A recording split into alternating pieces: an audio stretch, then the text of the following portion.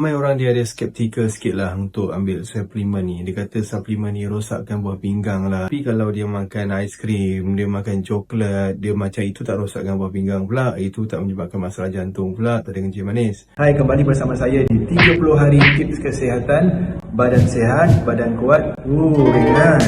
So, benda yang sihat kita nampakkan dia tak sihat, benda yang tak sihat kita nampakkan dia sihat. So suplemen ni penting sebab hakikatnya dalam zaman sekarang ni yang penuh dengan semua orang nak laju, nak cepat kan, bangun pagi terus nak ke kerja, tak sempat nak sarapan, tak sempat nak masak, makan je apa yang ada kat rumah ataupun beli je kat luar.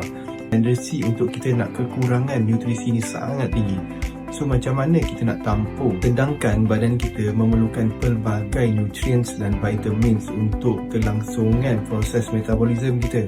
So macam mana kita nak menampung kekurangan ni kalau makanan yang kita makan itu tidak mengandungi nutrisi yang cukup?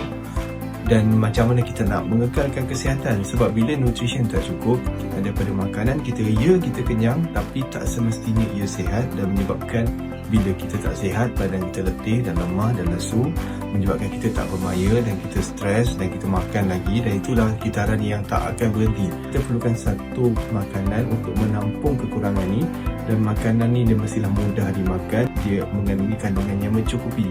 So ialah suplemen lah. So suplemen ni bukanlah beli jamu ke, beli apa-apa produk ke, ialah suplemen yang diiktiraf dan sebagainya.